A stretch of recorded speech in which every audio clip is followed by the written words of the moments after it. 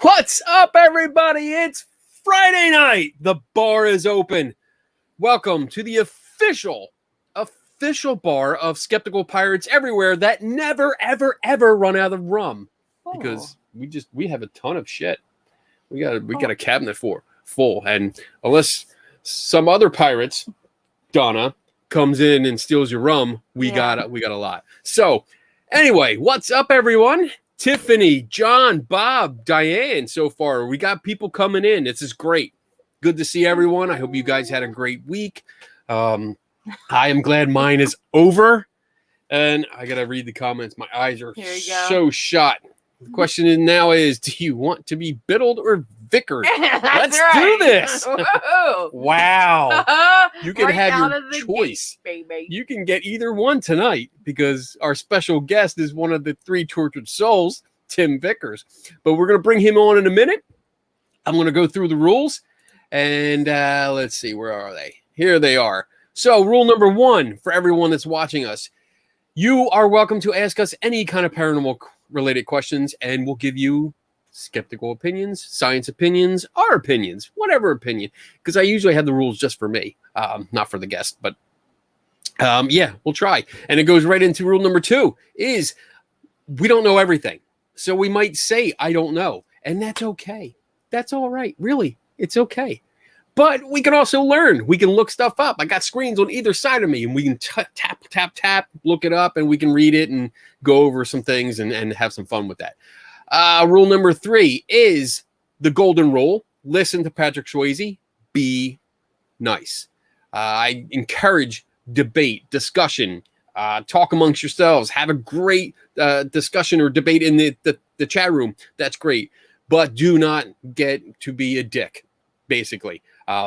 If you start calling names or get out of line, then Divine Donna, which is off to my side here, she has the power to boot your ass out of here. Mm-hmm. And she will. Good at it. We've done it. We've done it a couple times. So, and we've actually done it to person that we didn't want to. And we brought them back, though. We did CPR and brought that motherfucker back. Hey, Dave's here and Stacy. Stacy, what's up? Dave Schumacher. Uh-oh. The third torture soul's in the room. All right. So number 4 is, if you have a question, please do us a favor. Put a Q in front of it. That helps Donna find the questions much faster, and we can get to them. Try to get to all of them. And rule number 5 is my favorite rule of all time. Drink up. There's Donna's glass. All right. So with that said, let me get this. Let me change to our special guest and bring in Mr. Tim Vickers. How you doing, buddy? Doing good. How are you? I'm doing good. So the topic tonight, we're going to be talking about irrational fear, phobia of demons, fear of demons. And JadeKitten's in the house. Like that. JadeKitten, what's up, girl? This is sponsored by JadeKitten tonight. So this is all for her. Hopefully we can have a good conversation and maybe get some answers for her. So, Tim, for those of us that might not know who you are, and you really should, because you should be watching Three Tortured Souls. Tell us a little bit about yourself.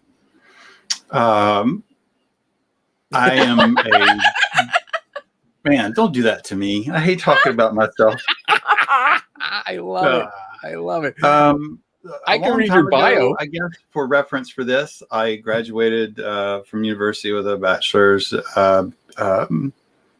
in psychology. Post that, I began working with the state, doing investigations for Child Protective Services. Did that for about 12 years and then moved on to a child advocacy center where I work at now as a forensic interviewer, and have been interviewing kids and some adults. Every now and then we do interview adults for about another 12 years. So, geez, I'm old. I didn't realize it until I just said it like that. So, yeah, about 20 some years and working in the field with Child Protective Services in one way or the other. Okay.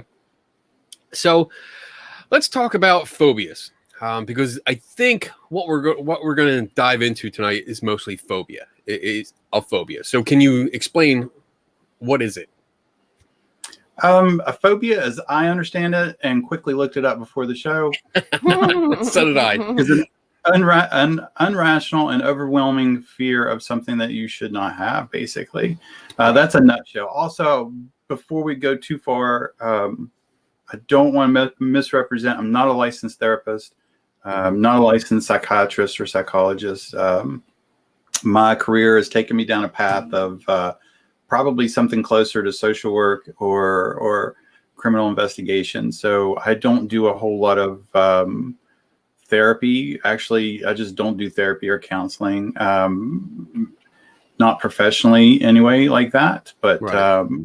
I want to preface it with, if you are someone that has a phobia or general anxiety or having problems, your doctor, first and foremost, always your doctor. If you don't have a doctor, you can go to a local clinic and express your concerns there about your feelings and or problems. Now, with that said, I think we can probably talk about it in general, but I certainly wouldn't take anything I said as a medical fact or any type of advisory for treatment or self-diagnosis, for sure. Right. So this is more of a casual conversation.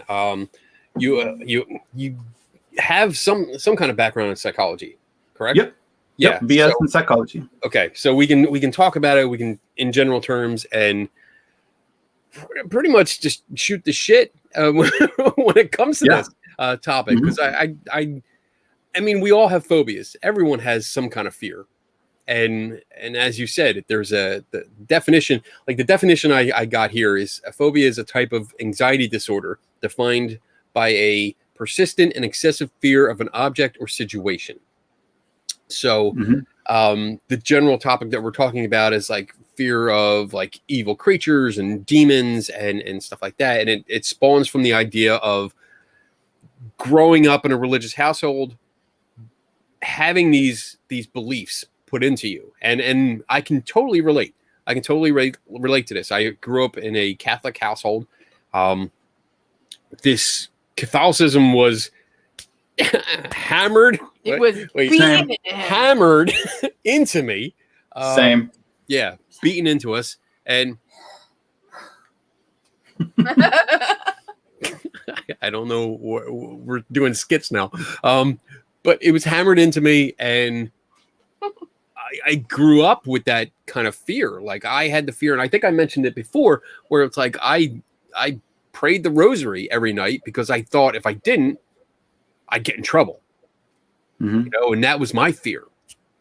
So these fears that we get, I guess, drilled into us from a very young age, even years later, we can still carry that fear with us.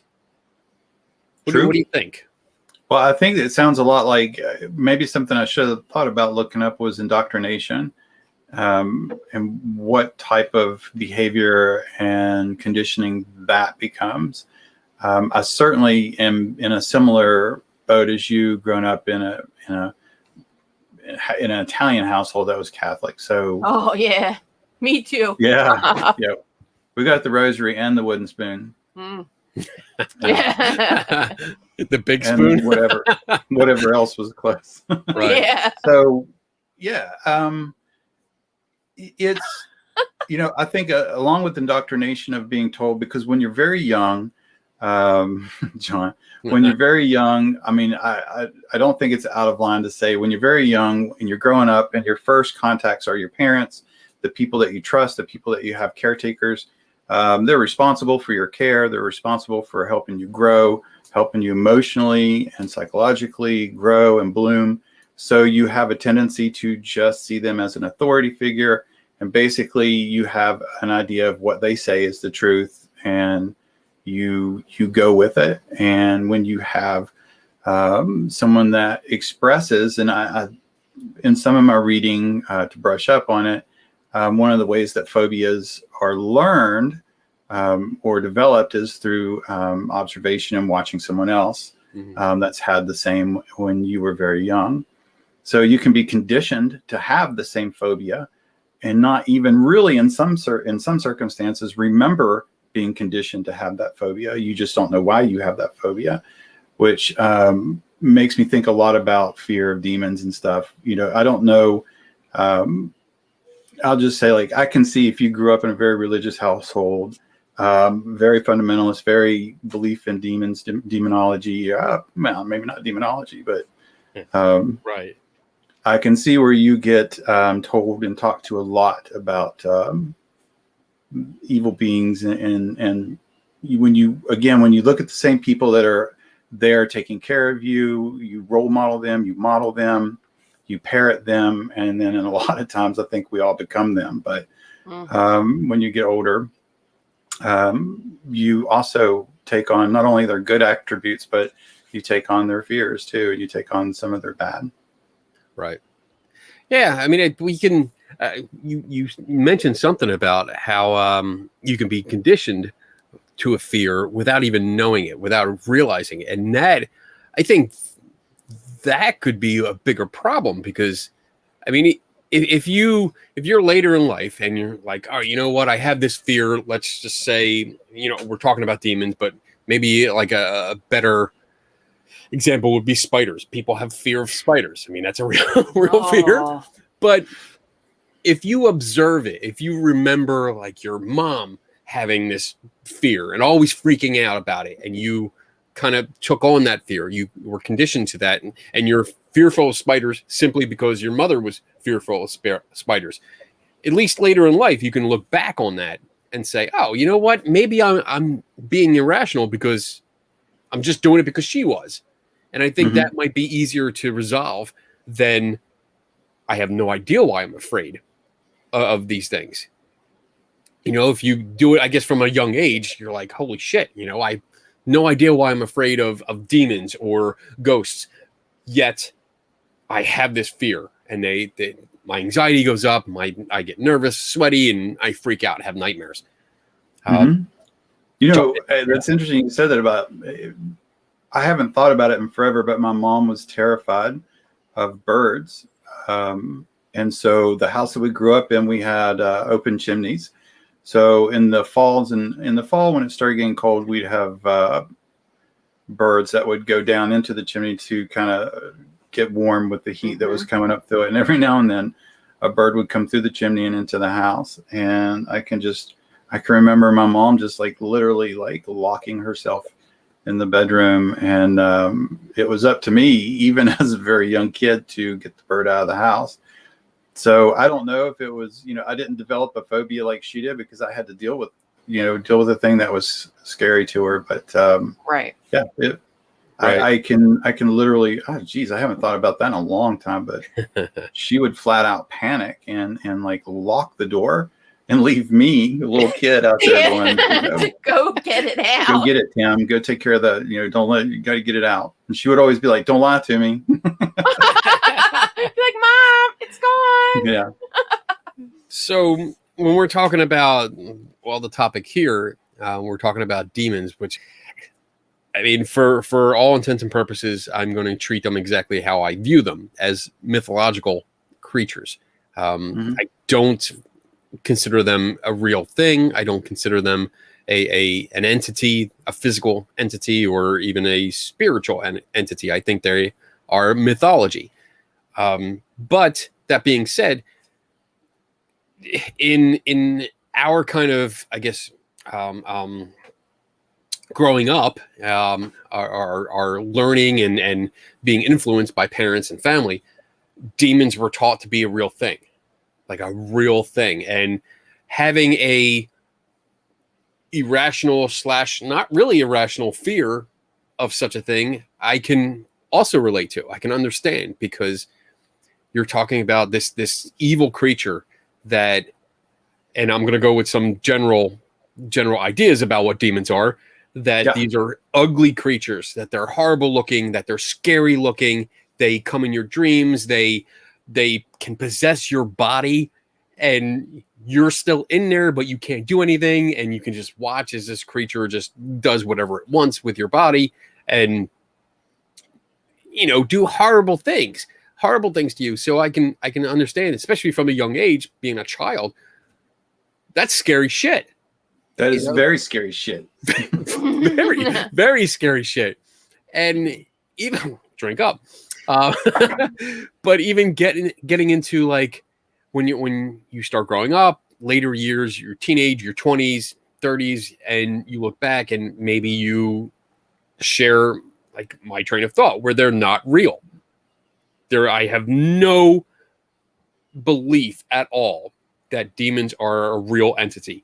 Yet, when you think about them, when you watch a horror movie that features a demon, it can invoke those fears. Mm-hmm. And I guess why? Why would we still be afraid? Something that's coming to mind when you talk about that is it doesn't necessarily have to be something that doesn't exist that you have an irrational fear of. It can also be something that would be common to have a safe fear of. You mentioned spiders, but I think a phobia becomes a phobia when it becomes an irrational fear.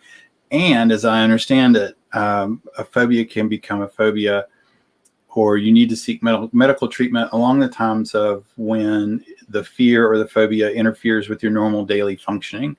And so, like, I know normal daily functioning is going to mean a lot of things to a lot of different people, but that could mean something like you can't keep a job, you lose your job, you don't take self-care of yourself, like eating regularly, sleeping, bathing, anything that interferes with what you would consider, as a rule of thumb, a general functioning life for a normal adult. Right. So when you start having those type of effects, that's when it becomes an issue that you're going to need to address with your doctor. But I don't think something that's real or not real isn't the issue. I think it's just the irrational fear of that. So, again, I could go back to my childhood to talk about this. Probably the biggest fear that I think I've ever had for the longest part of my life was after watching the movie Jaws as a kid. Me too. Dude, I was a kid, and we have 6. Yeah, Jaws coming out of your closet at night too. I swear it was coming right at me. Jaws was not a land shark. Dude, man, it didn't matter. He was coming into my room. Okay. We have lakes here in West Virginia. We don't have any, beachfront property or, anything like that that's going to happen. But I also remember like something I think where it became irrational was, if we went to the swimming pool, if we went to someone's pool, like I would walk around that thing and look, and I would look for a shark inside the pool. Like I would not get in until I could see the bottom and make sure that wasn't a shark. I think that became an irrational fear when I was doing that.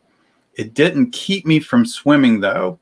And I think that might be along kind of some gray lines of where it wasn't a phobia. It was just kind of maybe you just need to grow out of it or something. I don't know. It terrified me at the beach.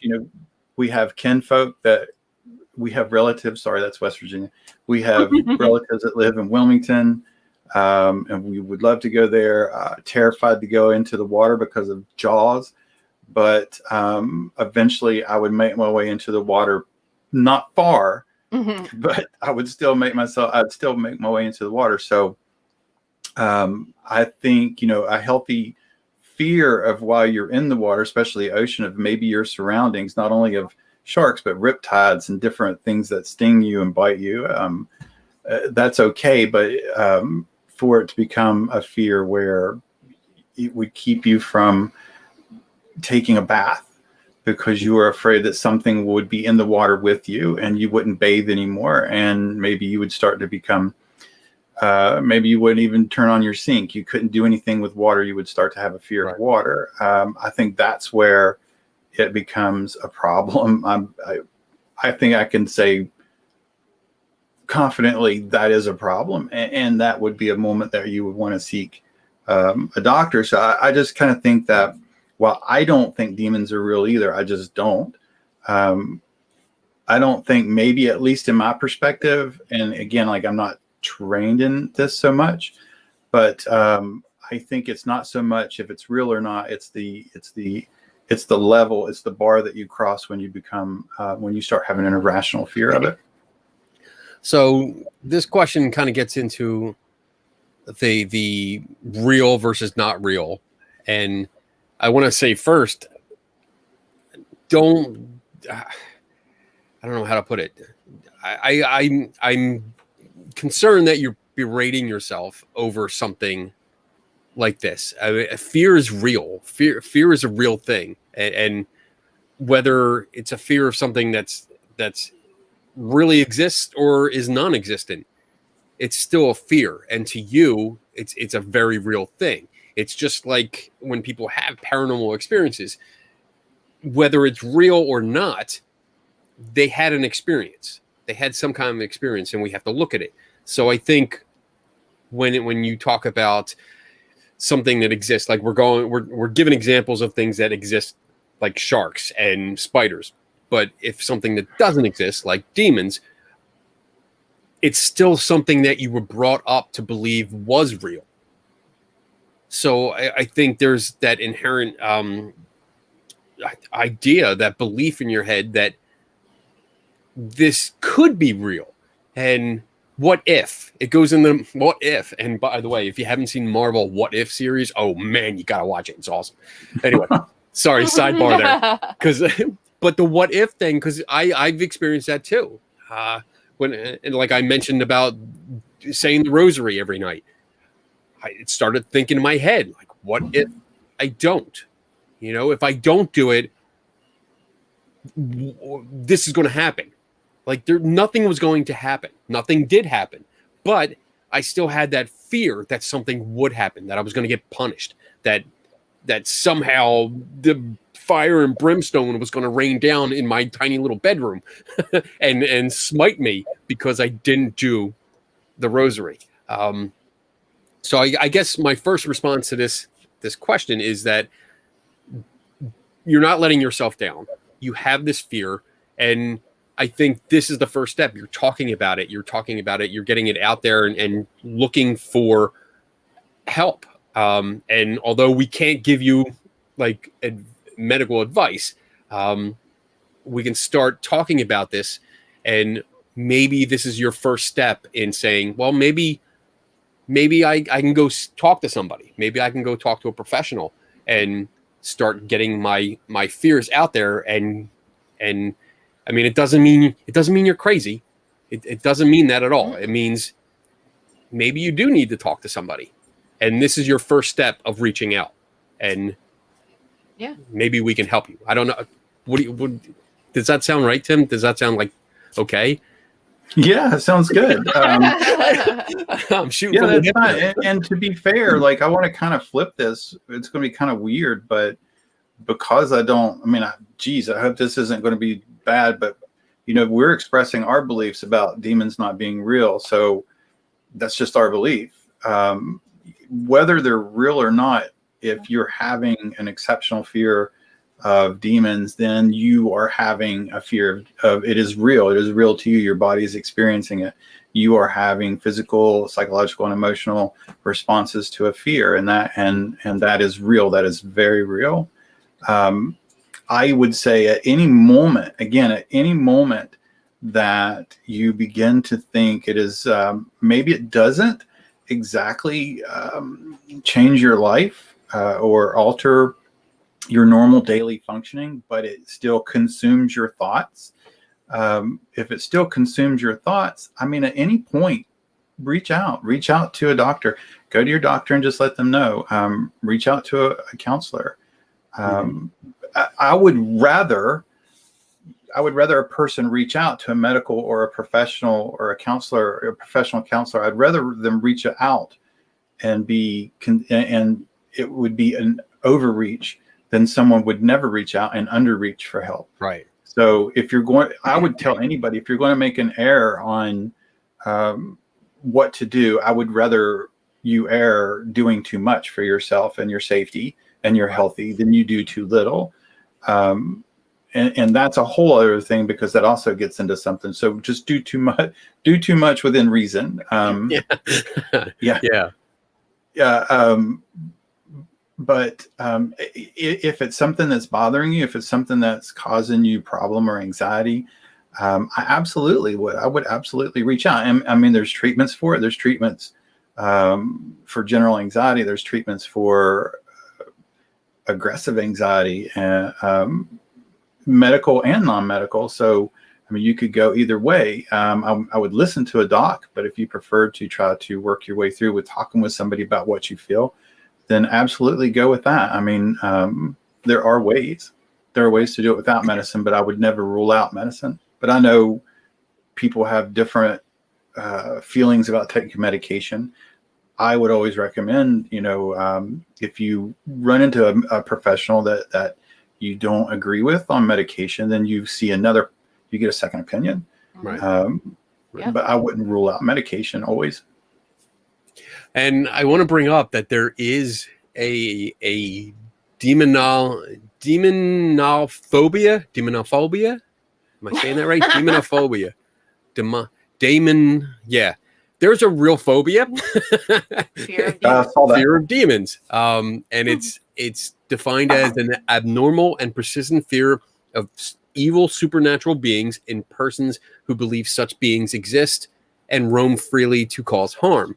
Those who suffer from this phobia realize their fear is excessive or irrational. Nevertheless, they become unduly anxious when discussing demons, when venturing alone into woods or a dark house, or when watching films about demonic possession and exorcisms. So, I mean, there is one out there. It is a fear. And I think it goes back to what we were saying. Like, this is real to a person that has this fear.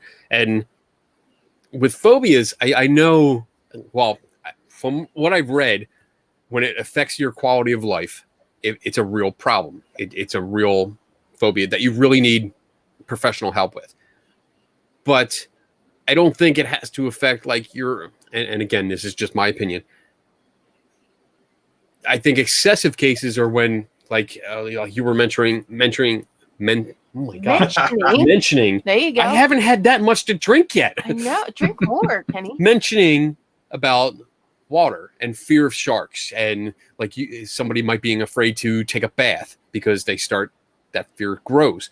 But I think it might start small with. I never thought of that. If you're watching a horror movie, if you can't watch a movie because it has a demon in it, then that it doesn't affect your whole quality of life, but it does make you avoid that. Like if you were going out with friends. Don't watch it. I wouldn't watch it if I was afraid of something. I used to watch scary movies all the time when I was younger. Now, you'll stay up late and watch horror flicks, and I'm just like, nah. I watch horror flicks with the lights off. I don't need to watch this. Like, I don't need to watch somebody killing somebody else in the middle of the dark, hiding behind their couch at night. I just don't need to do it. Well, our couch is up against the wall, so I'm not worried about somebody behind me. Like, I never check behind the couch. I'm good. I'm just saying, like, I don't like it, so I don't do it. Right. And I mean, sometimes it's easy to do. Sometimes it's not. I mean, if you're out with friends and everyone's having a great time and they're like, hey, let's catch a movie, or let's, check this out. Let's go to a conference. Let's go to a paranormal conference, and because why not? And there's somebody lecturing and you want to listen to it, and they start talking about demons. Mm-hmm. And if that gives you anxiety, get up. You want to get up and leave. But I guess from my perspective, I would see that as it's a challenge to overcome. And again, like now we're getting into my opinion about what I would do. Right. For me, I would sit there. I would make it happen. Like I had a fear of clowns. Somebody just said, can we discuss? I had a fear of clowns for a while. Like clowns, fuck no. Didn't want anything to do with clowns, and if I was in a room somewhere and a clown walked in, I would be like, nope, not looking at you. Don't come near me, because if you come near me, I'm going to try and kill you. And I'm not going to be able to stop. I got over that fear because I knew I had that fear. I knew that was part of me, and I knew that it was irrational. It was just a guy or a girl in makeup with stupid large shoes that messed up was laugh. messed up laugh that acted weird, and they're not going to hurt me. Yeah, but when you go to a haunted attraction still and a clown jumps out, it's still fucking scary. I think that was part of it, though. Like I would go to the haunted attractions, or I watched you were movies. Facing the fear. I is what faced you're the saying. fear. I took it head on. Not everyone can do that. No, but for people that can't, don't be afraid to get up and walk if it makes you uncomfortable. That doesn't make you a bad person because you can't sit through something. Right. Or like, don't beat yourself up because you can't watch a scary movie. I don't. I just go to a different room in the house and watch a different show. That's what I do when I want alone time. Yeah. She don't like this. I'm turning this movie on. Yeah. She'll get up and leave. Yep. 5 minutes. Gone. Yeah. Now I can play video games. Yeah. But I mean, I don't know if it's a fear, but I don't. If an animal dies in a film, I'm changing the channel. Like especially a dog or a horse. Yeah. If you can just kind of see the death of that dog or horse coming in a film, I'm like, nope. I'm not watching I'm out of here. Yeah. I'm out.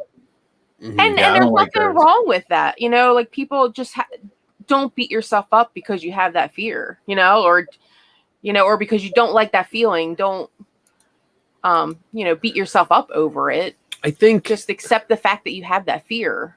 I think that like, when I look at things that I'm afraid of, I think I've been doing this whole skeptical thing so long now that it's part of my routine is that, all right, what's the problem? What's this mystery here? And I see it as a mystery now, like a fear or, a claim, somebody claims that they had an experience or something. It's all one mystery to me, or one big mystery. And I sit down and start writing out what am I afraid of? What is the thing that I'm afraid of? Why am I afraid of it? Let me figure this out first. Let me write it all down so it's in front of me and I can see it. What are you smiling at? Because some of the things, I thought that I had earlier, without, again, like I can't go too into it because it's just not my wheelhouse. However, just being in the man, this is being in the field that I'm in. Like I'm surrounded by psychologists and counselors, and I'm married to a counselor, so I get to hear a lot. But some of the things I hear about phobias and fears is not necessarily again, this is a little bit more treatment. So take it with a grain of salt and just remember I'm not a professional, but as I understand it and listen, it's not necessarily, say for instance, demon. It's not necessarily that you might be afraid of the demon, but it could be you could be afraid of what it represents. So that might be a different thing and a different way to think about it. So again, that would be something for a professional to talk through with, but it's not always necessarily the object or the idea or the whole idea of it as an entity of itself. Like the shark in the water might not have been my fear, but it might have been what sharks represent. Like I don't want to die. Right. I don't want to die in the water. Like I don't want to drown. I mean, maybe that could have been something else. I don't know why I'm afraid of this shark movie or I'm afraid of sharks, but at some point in my life, maybe somebody I knew almost drowned, or maybe I almost drowned, and it's more, there is a great risk in this water, and this great risk is a shark. And I associate my fear of drowning with that shark, because if I get eaten by that shark, I'm definitely going to drown. Yeah. So there's a lot of things to be attached to it too. And this is why it's important to actually talk to a therapist about it. So just keep in consideration, it might not be the actual thing that you see that you fear, but it could also be what that thing represents. So I have a fear of sharks as well. And it stems from a childhood incident where we were we were in Jersey, down at the Jersey Shore, and we were visiting friends. I was really young, and they were talking about how they caught a shark in the Bay Area. So they all have like these houses. The backs were all docks, and they all went into the inlet. And they were talking about how they just caught a shark, and they didn't say anything about the size of the shark. So I'm picturing Jaws, but they're talking about a tiny little shark, which I'm sure I was just as tiny. It could really do some damage to me. But I'm thinking Jaws, and for some reason my father thought it would be funny to throw me in the water, and he did, and I freaked out. I freaked the fuck out, and that was the last time. Like, I don't go in the water. I might go to the beach and I go in a little bit, but then I'm constantly like, looking around. No, I want to get out. I hate the beach. I hate it. And he does. And I stay out because of that. And that's my fear, or one of my fears. But I guess with what JadeKitten was just saying, yeah, it's maybe you want to do baby steps, do little things. Like, I think this is a step. I really do think this is a step that you're reaching out and wanting to hear a discussion about it. I think that's a little step in the right direction where you're starting to face it a little bit. I think this is safe though, because we're not actually giving descriptions and going into some of the big things, but we're talking about the fear of it and how we deal with fears. I think, go ahead. I want to say, like, the last part of it, that you're angry that you can't, not to address anything specific to you, but I just want to say, like, there are millions of people that can't do something on their own without a little bit of assistance. And that's what they're for. There is nothing to be angry about because you feel like you can't do it on your own. And that is absolutely nothing to be ashamed about. There is unfortunately a lot of stigma that goes into looking for help, and it shouldn't be. And there's a lot of work, that even we all should be doing to release that stigma and not consider it a weakness, because it is not a weakness, and there's a lot of strength to say you have a problem, and is a big step to go forward and ask for someone for help. We have a psychologist where I work, and I'm telling you, like, there some of the things that I have to hear on a daily basis about traumas to children.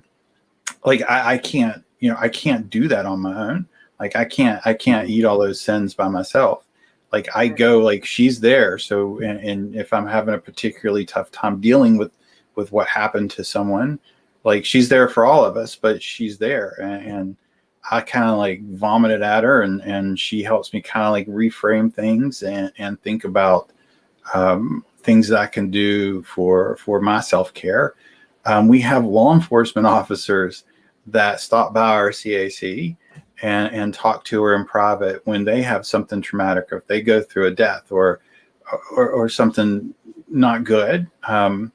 Like, they're there. And it's really, like, I'm so proud, like, that people, at least in my community, especially law enforcement officers, because I know that they're supposed to be so, their persona allegedly, I guess, should be like very tough, should never need help, but they do. Like, everybody needs help. And the first person that would say, that person, or I don't need help, is probably one of the, you should go. I mean, it's okay. So I'm doing like a long way around it, but I don't want you to feel angry at yourself, although I can say that and it doesn't change your feelings.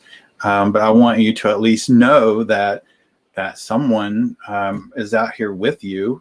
I certainly am. That I can't do everything on my own, and I talk to her, and it helps me greatly. So, again, I can say don't be angry, but that doesn't change it, and it doesn't help you for me to say that. But I can say I understand you, and I'm certainly not apart from you, and feeling sometimes that I wish I didn't have to do that, but I do that. So maybe just don't be so hard on yourself. I hate to be cliche, but think of it like that. You're fine. You're fine. There's no blueprint. There's no book on how you're supposed to respond to fear. So you're good. Yeah. And I mean, we all, like you said, we all need help. None of us can do it all by ourselves. It's just it's impossible. Nope. You need someone to talk to. You need someone to lean on. I mean, shit. I know I try to do everything myself. I really do. Does. I try to do every damn thing myself, and it's not that I have that. I'm too proud to ask for help. I know when I need to ask for help, but I don't like to bother people. That's my stick. I don't like bothering people. But I do when I have to, because I know I need help. I know I need to talk to someone about a certain topic, or, hey, I can't do this. I need help with this. And I can understand about being angry at yourself, because you get frustrated, and it's you try to kind of argue with yourself in your head. Like, I know this is irrational. I know there's no reason I should be worried about this, or afraid of this, or getting mad or frustrated about this, but yet I am, because I can't do what I want to do because this thing is preventing me to. So I guess piggybacking off of what you said, you're not alone. That's what we're saying. You're not by yourself. Yeah. You're not by yourself. And I'm looking in the chat room. I'm seeing comments. People have their own fears. Everyone goes through this. And I guess that's the one thing you really, I would stress to remember. If you really want to get through this, then you have a support system. You have people like us you can reach out to and talk. If you can't get through it, it's okay. Yeah, and there's other people that can help you. Yeah, there's definitely people, professionals that you can talk to, and there's no shame in it. There's nothing wrong with it. You can talk to I do it every week. So I live with Kenny Biddle. I have to talk to a therapist every friggin' week. She got a team of people. I got them all. And just at first, years ago, seeing a therapist, everybody thought you were crazy. And I think that's a stigma as well. And, but when you need to talk to somebody outside your circle, it's nice to have the comfort of somebody that doesn't know who you're talking about, or, they're just there to offer advice and to help you get through your phobia or through whatever you're dealing with at the time. And they're not there to judge you. And there's nothing wrong with talking to somebody about anything. I mean, I look forward to my Tuesday sessions. I consider my therapist a friend, and sometimes we just bullshit. That's the kind of relationship you should have. And if you see a therapist and you're not comfortable, go see another one. I've done that as well, because sometimes you just don't mesh, and that's okay. A lot of people don't mesh. There is somebody out there for you. And at the end of the day, she helps me, even if it's to get through a spider that I had to step on because it was in my kitchen. It's the little things, Really? The spider just I'm just burn the house down. I'm using that as an example. I'm not afraid of spiders unless they're the really, really big ones. Then I call Kenny and he says, "Hell no, I'm not touching that shit." No, that fucker jumps. I'll never forget that time I yelled for Kenny. Kenny, come down here. You have to kill the spider. He's like, "Oh, you're afraid of a spider?" And then I did sound like that. And then he saw it and said, and that fucker jumped across the room, and I was like, "Whoa, no. Go get the shotgun." No. Yeah, he was done too. I mean, right. And I mean, at that, John put it. All right. So I'm going to pop it up there. Needing help is nothing to be ashamed of. Therapy is very helpful for so many things, and I am so glad the stigma is not like it used to be. I agree. Yeah. There's so many. I'm afraid that if I did sit down and talk to somebody, I would make them hate me because I have so many problems and I go off in different directions. I can't keep bring you on back. topic. Yeah. That's and your I'd be job. like, no, because I can be a dick like that. I can be like, you know what? I'm not done talking about that other topic. I'm not bringing it back yet. No, we're talking about this and go off. You only have an hour. I know. No, I am. An hour. You That's might be not afraid of enough time. commitment papers showing up for Donna, the Yeah. son. I know, right? I'd be like, you know what? I do 2-hour shows every week. I can talk. That is my hour. therapy. That is Whatever. That is Kenny's hour. therapy. What's Very what good. do we got here? There really is what bothers me most about it. The fact that I literally argue with myself over how irrational it is. And you know what? It's going to happen. I literally, and everyone that's listening, let me know if you do this too. But I argue with myself out loud. Oh God. If I'm in this office by myself, if I'm at work in my office, my little closet of an office, because it really is a closet that they cleaned out and put a desk in. Anyway, I argue with myself out loud. Like, you need to do this. I don't want to do this. Why do you want to do? And like, I do both sides, which I'm sure if anyone's listening, it sounds like a nut job, but I mean, that's what I do. Go ahead. Yeah, even as a kid, I can remember looking at the bottom of a swimming pool and knowing that there's not a shark in it, but because of Jaws, because it terrified the hell out of me, I still did laps around a pool before to get in. But I could see it, like I knew, like cognitively being aware that a shark would not live in here. It could not get in here. Right. But still I did it. And that's a parallel. I want to bring it up. That's a parallel because even though sharks exist, you're at a swimming pool. There's no way possible a shark would get not even get in there, but survive in there. Yeah. So it is a irrational fear because it's not something that would exist where you're fearful of. Yeah. So I just wanted to make that parallel there. But yes, go ahead. I mean, that's no. I'm just to, again, just to I guess kind of talk about how we're like understanding.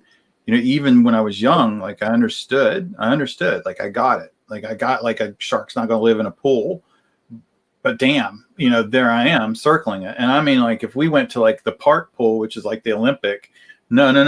People are like, go ahead and jump in. I'm like, nope, I'm going to look around this bitch to see if there's a shark inside of it. And if there is, I'm going to tell you. And if you want to go swimming anyway, that your death's on you, but I'm checking first. And I did, I still did. I honestly think this show and the Saturday show that we do with Dave, this is my therapy because I totally agree with you. I think it is your therapy. I do really look forward to tonight. I mean, you guys, all you motherfuckers that are listening, you are my therapist because I get to come on here and I spend the first couple minutes, like I'll catch you up. Like, this is a shitty week. This is my therapy.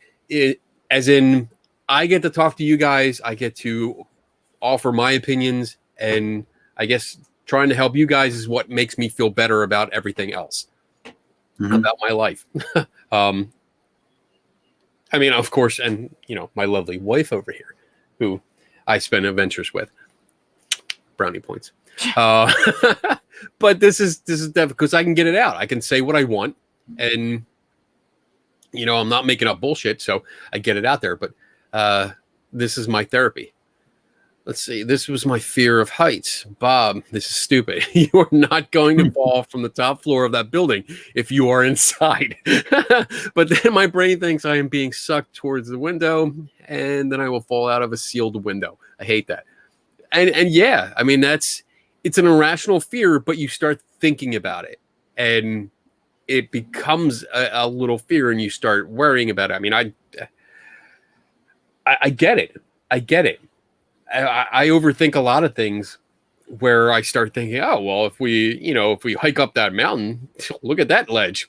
I'm definitely going to fall off of that ledge. That's going to happen. I'm going to tumble down, hit all those rocks on the way down. Yeah, I'm dead. But you know what? Let's go do it anyway. It'll be fun. Yeah. But yeah, it's an irrational fear because I'm not going to take any chances like that. But I still think about stuff like this. And I mean, when we bring it back to things that don't exist, it's still there. I mean, think of the main subject of this show most of the time is ghosts. And I don't think they exist at all. And we haven't seen anything that shows that they would exist. Yet people still have this idea, and they go out to these scary places and they get spooked. They get scared. They have these jump scares, or they think, something's haunted. And sometimes they run out screaming, or they freak out being in a building. Mm-hmm. Why are they freaking out? Why are they afraid? It's irrational because there is nothing there. You flick the lights back on, because it's really easy to flip the switch, and there's nothing there. The same thing's there when the lights are off as when the lights are on. Maybe. Maybe. Right. We need infrared. Lights Out. Did you see that? Lights Out. That was a horror movie.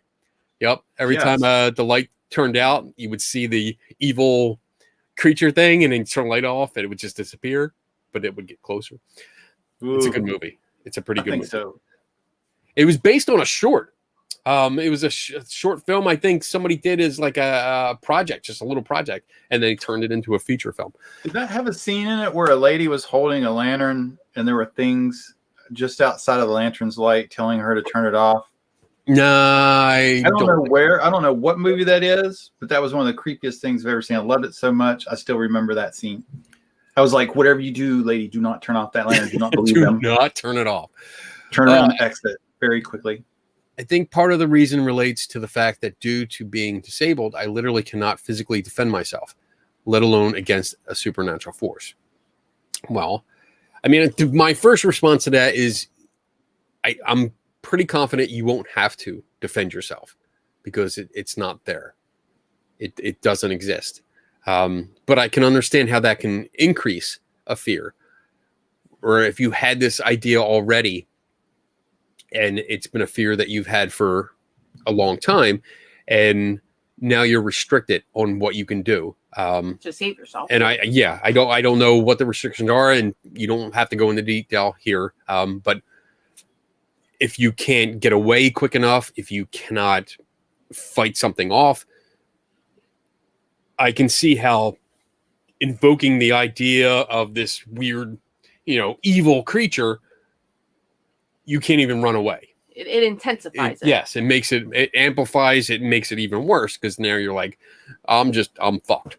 That's basically what it comes down to. So I can understand where that fear compiles, because now you have not only something that's otherworldly, which in itself, if it was real, yes, that would be scary. That would be definitely scary, and I think every one of us would freak out.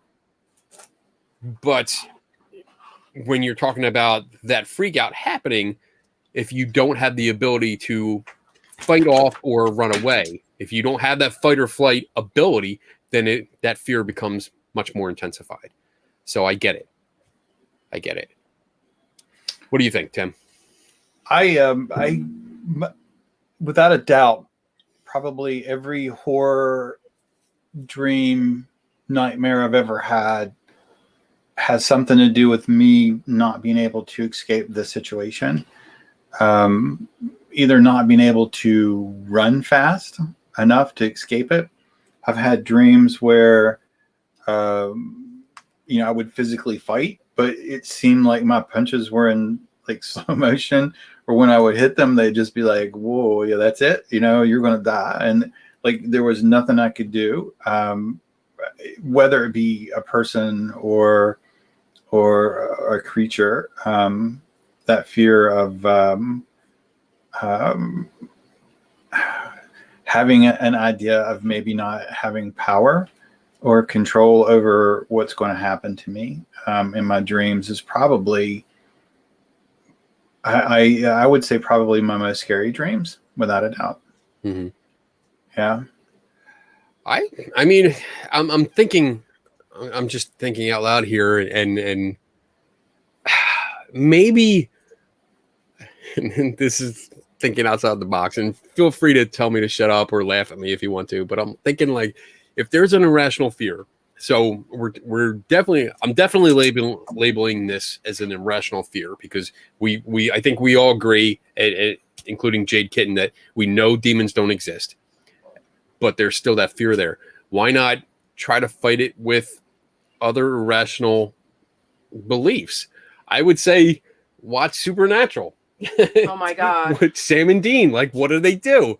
Let's have some salt around. Let's have a cross, because that's, I mean, if you're talking about those beliefs, and this is a belief-based fear, why not fight the fear with the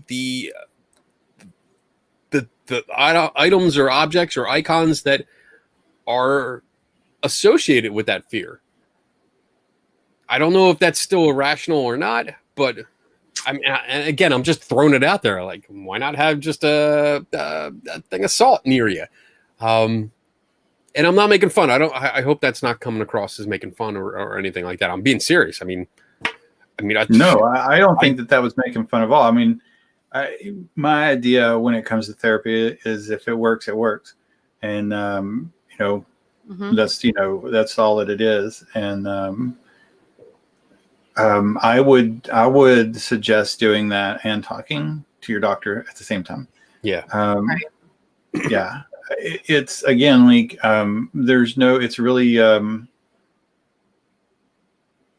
real cookie cutter for a lot of it. And Right. A lot of people will respond to a lot of different things. And, I just always, probably by default from trainings and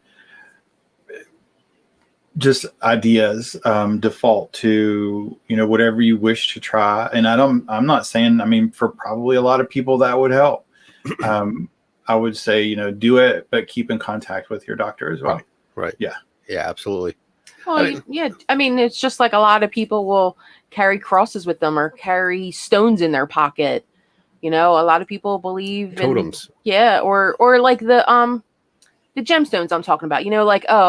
People Crystals. Really? Hey, crystals. People have beliefs in different things. Oh. Just because I wear a cross, do you have a problem with that? The same as crystals? I'm just saying. No, I have a problem with crystals. You're telling somebody carry salt. What the hell's the difference? 17 carries salt. What's the Don't do difference? crystals. Salt is a crystal. I got no argument there. It's been tested and replicated with Sam and Dean, so it's real. Yes. Whatever. 10 seasons. I think, right? 10 seasons? Supernatural? I think so. It's been out there for a while. So that's a lot of research. That's a lot of data. It is. There's a lot of data. There's a lot of replication, too. So, JadeKitten, we're going to make you up a little kit, okay, to just put in your pocket. I'm going to send you. We're going to do like a little cross, a little salt, I'll a little send you silver. I'll send you a special skeptical supernatural kit to keep the demons away. There you go. I got to write that down. We're putting that together for so you, I remember JadeKitten. that. Yeah, there you go. We're going to help you out. It's going to be a skeptical kit. And look, she agrees that we're not making fun. Good. Because we are not making fun of it. I mean, everybody has their own things, but people deal with them differently. And maybe having your little kit in your pocket will help you. We'll make you a holy Nerf gun. Oh, that'd be so awesome. We have plenty of them too. Yeah. You can fill with holy water. Yeah, we can do this something weird like that. That'd be fun. Give her a little. All right, pistol. let's take a commercial break, and then we'll come back. We're gonna do 2 minutes. 2 minutes 20 some seconds. Let me see, what is it here? It says 22 seconds. That's right. 2 minutes 22 seconds. There you go. Commercial. Should I carry a small clown? Surely a clown could kick a demon's ass. I think I agree with that. What if you have a demon versus Pennywise? How would? Because clown versus no, because demon? Pennywise is like a both. A demon clown. It's a demonic clown. boat? But you have it. Yeah, I think it is. It's like an alien. Is it? An alien. Yeah, it's more an alien. So it's not demonic. It's an okay. alien.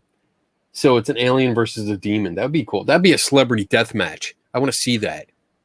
That'd be good. I'd pay for that. Yeah, so I would pay just to see it. So either one. All right. So everyone in the chat room, we're gonna take a 2-minute break, almost a 2.5-minute break. Get your questions ready because we're gonna start trying to field some questions after this, and then we'll see where it goes. So here we go. 3, 2, 1. Hey everyone, this is my store based on the theme of science and skepticism. It's here that you can find all kinds of shirts and hoodies, yoga pants, tote bags, the fanny packs I know you guys love, masks and pillows, all with science and skepticism as the theme. I even have hoodies for your pets. That's right, your dog or cat can wear one of these things. I also have a general store that sells more inspirational quotes or, drinking stuff because I like that kind of thing. I also have a store set up for our 3 Tortured Souls podcast, which we do Saturday nights. You can find shirts and Tim Vickers' favorite drinking vessel, the mug. I also have a store tailored a little bit more towards my ghost hunting friends, Paranormal by I Am Kenny Biddle. These are shirts and quotes that are a little bit more on the ghost hunting side, especially this one, Translucent Cursed Beings. Ghost. That's my favorite. So if you're interested, head on over to teespring.com/stores/scientific skepticism by IAKB and check it out. Thanks.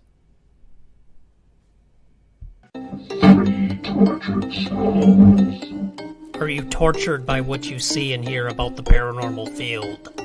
Join us as we critically examine and question paranormal claims, science, ghosts, demons, cryptids, UFOs, ghost hunting technology, and much more are all on the table for discussion. 3 Tortured Souls is a video podcast that streams live on Saturdays at 8 p.m. Eastern and 5 Pacific. 3 Tortured Souls.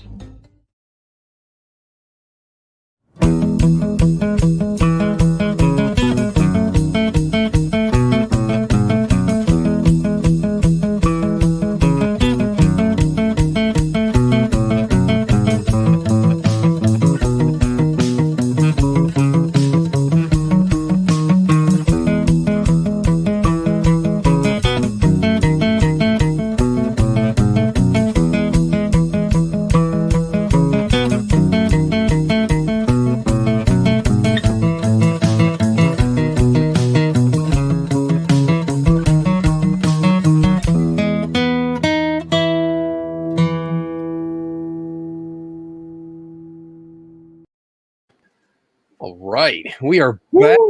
I know, it felt good, didn't it? I feel better. That's a lot of coffee I've been drinking with some alcohol in it. Oh man, and you got to do it tomorrow night too. Yeah. I love doing the double duty. All right, so people in the chat room, if you have questions, this is the time. Start posting them, and we'll go through them a little bit. But let's see. So basically, to sum it up, there is a fear of demons. There's definitely one out there, and getting help. There's different kinds of treatments out there that I looked up specifically for this. And the first one is what we've been saying all along: is see a mental health professional. But I also saw some advice, and I'm coming off of different websites, like medical sites, WebMD and stuff like that. It says, before seeing a mental health professional for demon phobia, I'm just going to say that because it's easier. It is helpful to organize your own thoughts and beliefs. Although the phobia may reflect a disorder, most mental health professionals recognize the importance of taking the client's personal beliefs into account in treatment. In addition, think through your goals of therapy. Do you want to stop believing in demons altogether? Most of us are already there. Do you simply want to be able to watch horror movies with your friends? Knowing the answers to these questions ahead of time can help you and your therapist plan a course of treatment that is appropriate to your needs. So I think that's really good. If you decide to talk to a therapist, professional therapist, a licensed therapist, then this is something you might want to get in order before you go there. And that way it helps the whole process get going faster.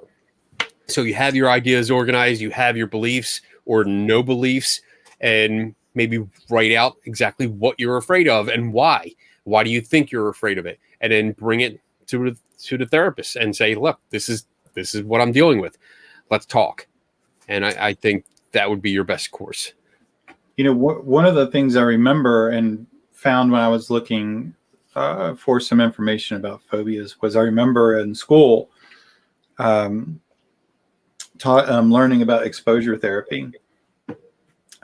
Basically, it's kind of like why I think this is interesting was because I just got. Did you come across exposure therapy? Yep.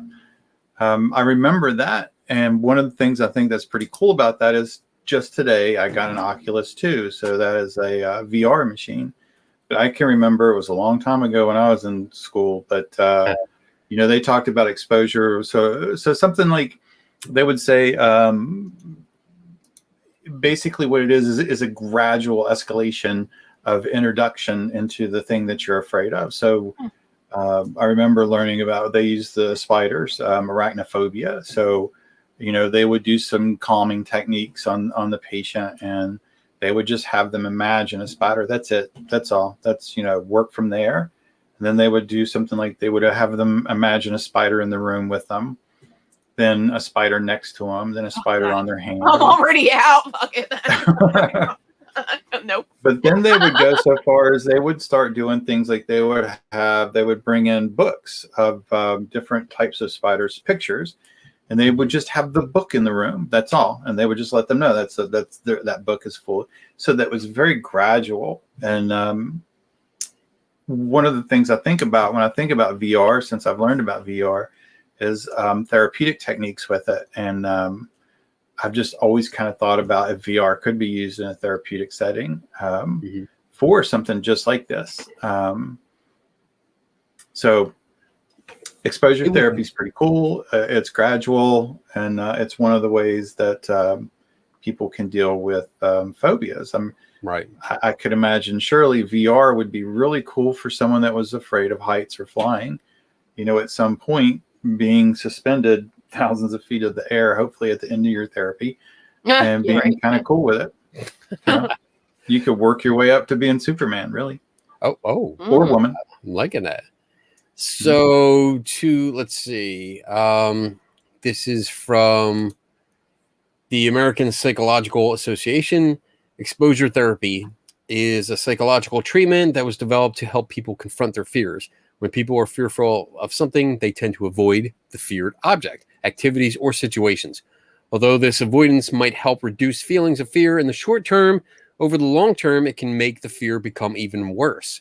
In such situations, a psychologist might recommend a program of exposure therapy in order to help break the pattern of avoidance and fear. In this form of therapy, psychologists create a safe environment in which to expose individuals to the things they fear and avoid. The exposure to the feared objects, activities, and situations in a safe environment helps reduce fear and decrease avoidance. So it goes on to say exposure therapy has been scientifically demonstrated to be helpful treatment or treatment component for a range of problems, including phobias, panic disorder, social anxiety disorder, and such. I'm going to put that link in the chat room for people to go over. But I agree. And I think that's kind of what, I've done to myself to get over fears, like my fear of clowns. I've just exposed well, that's not the way to say it. Careful. There is no right way to say this. So I'm going to, let me try this way. I've put myself in this situation where I had to look at a clown and been create a sound bite if you're not careful. I know. Been in close proximity of a clown, just so I understand it, or watched movies where it pops up. I watched what's the Clowns from Outer Space? Killer Clowns from Outer Space. Yeah, I watched that film. Classic movie. Last year, I think, was the first time I watched the whole thing. And I was like, all right, I can do this. I can do this. Creepy ass clowns kill people. Okay, I can do this. And I watched the whole movie and I was like, all right, I'm cool. Because I knew where I was. I knew it was just a movie and I faced it. So, but yeah, like you said, this might be an option, something to think about if you want to, little by little, just put yourself in a safe environment and go from there.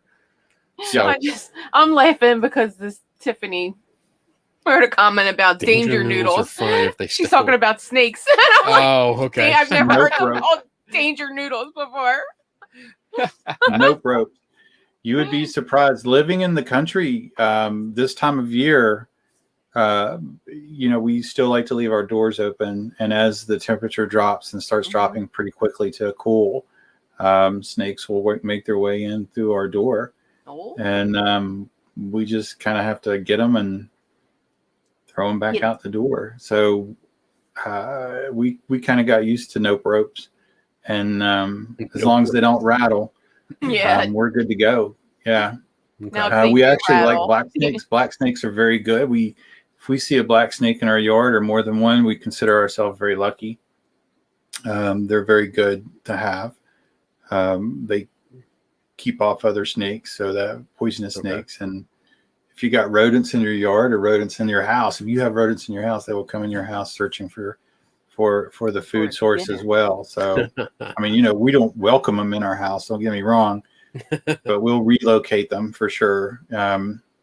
We certainly have, and we've certainly relocated them screaming, but we didn't kill them. It was still kind of scary though, but we have done that. Yeah. Good for you, not killing them. All right. In my case, my religious family, whom I must live with due to physical needs, only reinforces it. Thoughts. That's hard. That could be that's an issue because then you have that constant reinforcement of a belief coming from people that probably, and I'm speculating here, but from your comment, I'm thinking that the rest of your family does believe demons are real, and that leads to the possibility of or the thoughts and ideas like, possession and all the other horrible things that are associated with demons. So this constantly reinforces that idea maybe in your head. I guess, again, this is my personal advice and not professional advice at all. I know I keep saying that. I know we keep putting that disclaimer out, but it's necessary because we want you to know this is just our opinions, not, this is not professional medical advice or health advice. But I would say, like, for me, I constantly reevaluate it, where if I'm like, when I was living with my before I moved out and lived with my wife, I was living my family, and I know the beliefs were there. They were constantly reinforced into me, and I would counter that. I wouldn't say it out loud, but I would counter it in my head thinking, all right, you're telling me this, but I didn't go to church last Sunday. I said I did, but I didn't.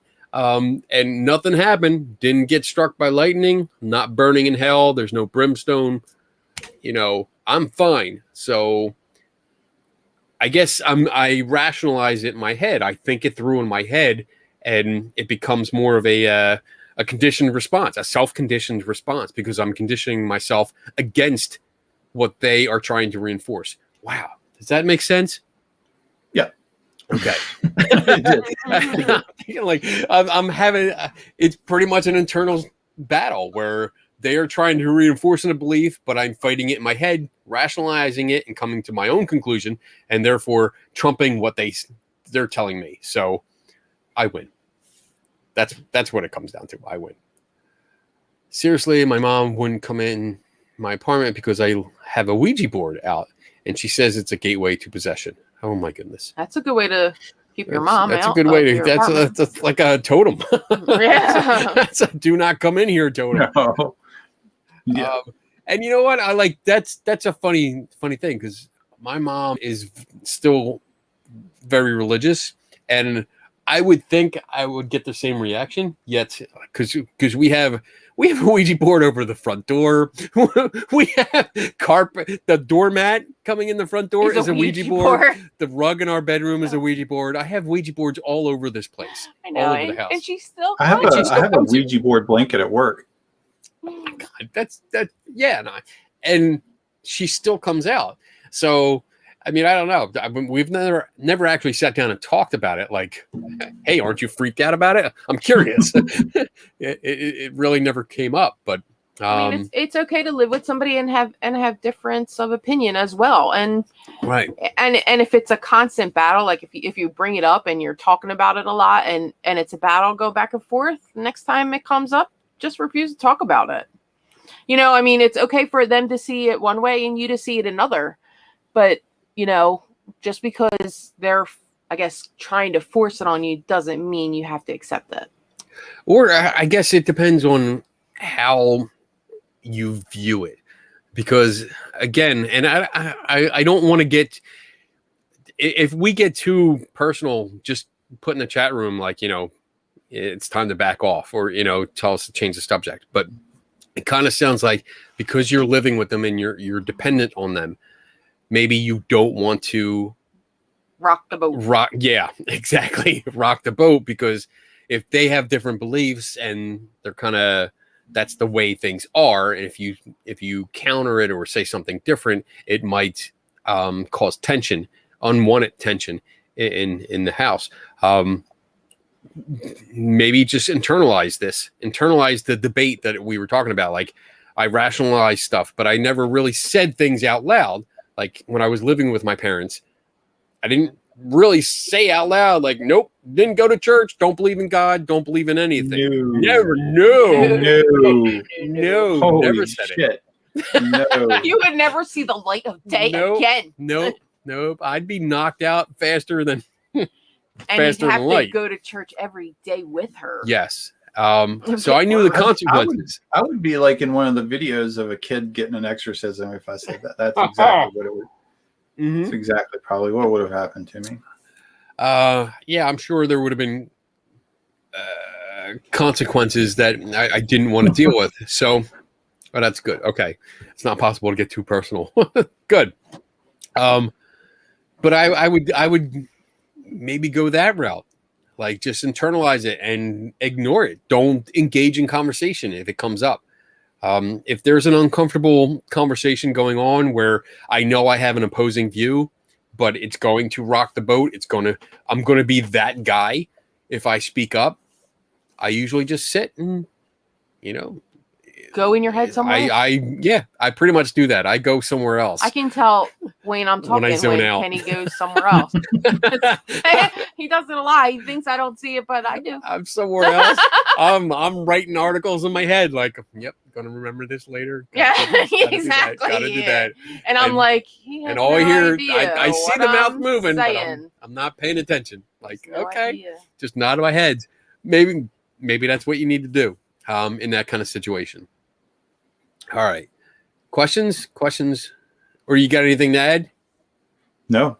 Okay. Not to that. Yeah. Okay. Audra, I see one question from Audra.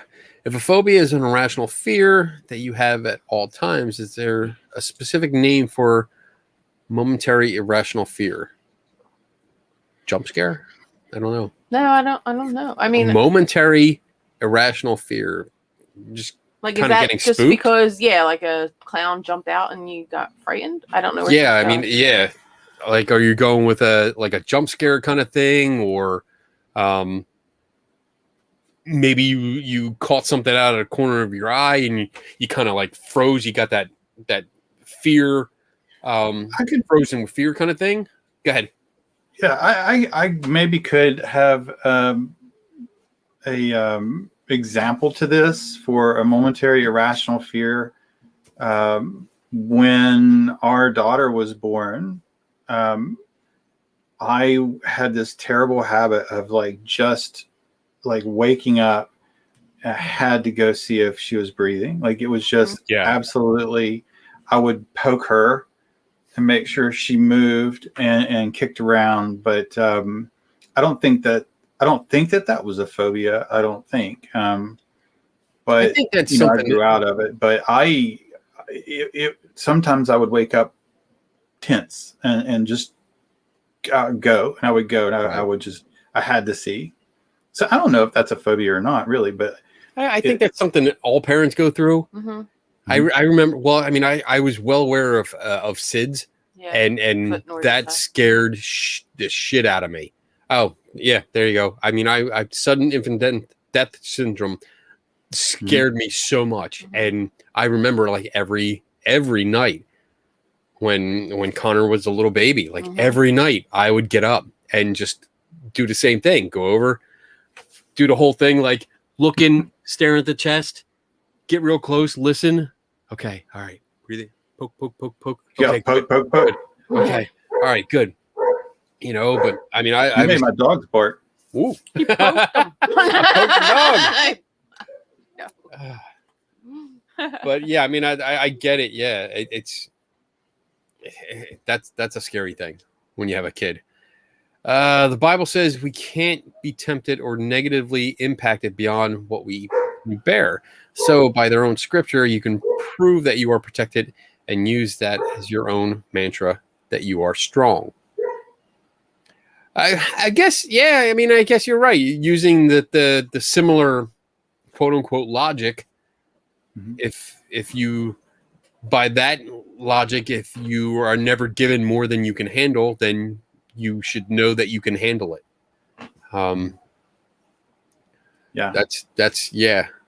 If your belief is powerful enough that whatever it may be, I know this situation is about the Bible, but whatever it may be, if it is enough to carry you through, then it's enough to carry you through. However, just to always go back, and I'll always go back to this, you know, at some point, if anything in your life, a fear, irrational fear or phobia starts to interfere with the normal daily functioning of your life, go see a doctor, go see somebody. If you can't afford a doctor, go to a clinic and just make sure that people can see.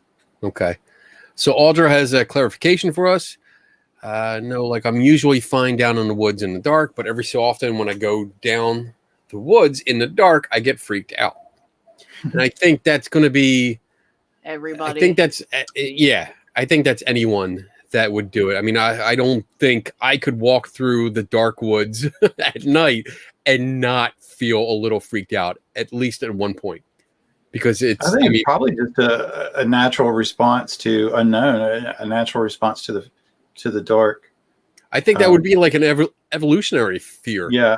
You know, like being afraid of something just in case it's there. Yep. What is the Dave? If I can't see the comments, but if Dave's here, he would know the type 1 error and type 2 errors. And then you would rather make I can't remember which is which, but you would rather make a mistake that something's there when it's not, because that's more your survivability would be greater than if you made a mistake that something wasn't there when it was. So your body just might be tense, might be kind of spooky, and your brain's putting you into a survival instinct. Yeah. Okay. Yeah. Yeah, I agree. I mean, in that particular situation, walking in the woods in the dark. Yeah. I mean, we know that there's things out there. We know that there are animals. Some of them want to eat us. Some of them don't. But not being able to see them clearly, you're in a dark environment and your senses are dulled or hindered. So yeah, I can get that. And I think that's a valid fear. I don't know if that's there's a name for it, but momentary. I got to check around surroundings so I don't get fucked. So you don't get fucked. I like that. That should be the name for that survival instinct. There you go. So I have an example about this that happened a few years ago. There was a journalist that contacted me. This journalist was going to go stay in the West Virginia State Penitentiary for the night. He was doing a story, and actually I actually liked him a whole lot. He did a thing where like he was just doing pieces like 30 Days in the Life of, and he would just get involved for 30 days in like the life of I think he played in an orchestra, learned something really like he would just absolutely, and then he would write about it, like what's 30 days in the life of a coal miner, what's 30 days in the life of a police officer. So when October comes around, what's the natural thing to do? So he did 30 days in the life of a paranormal investigator. That was one of the people he called, and he was asking, and of course, you can imagine how different I was, but he asked about some things that would, what to be prepared for. And like I told him, I was like, at some point, because he was by himself, he wasn't with another team, and he was going to be all by himself in this, this old 1800s prison, excuse me. I mean, this is big. And I was like, at some point, I'm going to guarantee you that your brain will tell you to stop, to not do this. And I was like, it's probably when you're going to be in the darkest, weirdest place. I was like, your brain is going to start telling you to stop. And if you keep going, your brain's going to make you start thinking things are out to get you, and you will turn around. He was like, okay, that's really cool. That's fun. But after he wrote his article, he mentioned me, and he talked about that he got to a dark place of the prison, and it was supposed to house like the worst of the worst, and the whole story. So he was primed that this would be the worst place, that if there's anything haunting it. And he didn't. He couldn't go forward. He couldn't go forward into the dark. And he remembered what I told him. And even then, he still couldn't go forward. And so again, I guess it just kind of comes back to like how we were talking earlier, how we can say things in our mind. And right. Cognitively, we understand that there is probably not the danger that we think the danger is there, but something instinctively, probably evolutionarily, like you said, is keeping us from doing something like that. And it's just natural, I think. I think we also have cultural cues. Because that's a good point. That's a very good point. Yeah, we do have horror movies that take place in the woods, in buildings. I can give you an example. Like many years ago, when I was still like in high school, I had a quote unquote job, volunteer job, where I would go to the Catholic grade school that I went to, and I would lock up after CCD classes. So they would add the Catholic education classes for the kids that went to public schools, and they would come in at night, do their classes because they had to take religion. And afterwards, I would lock up the school. And I'm walking through the second floor hallway, and the other guy that I was with that was helping me out shut down all the power. So all the lights went out, and I'm in this school with it's completely dark. All the red exit signs. The red exit signs are the only thing I can see. Yeah. I've been there. And I stopped. I stopped dead in the hallway, like, holy shit. I've seen this movie. I've seen several of these movies. I know what happens.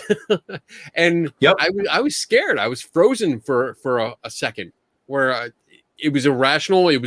There was nothing wrong. I was walking fine as long as the lights were on. But as soon as the lights went out, that momentary fear seized me, and I was like, "Holy shit! This is when something's going to pop out of the classroom and with an axe, and it's going to kill me, or try to, and I'm going to get away until the next movie, and that's when I'm going to die in the first 5 minutes."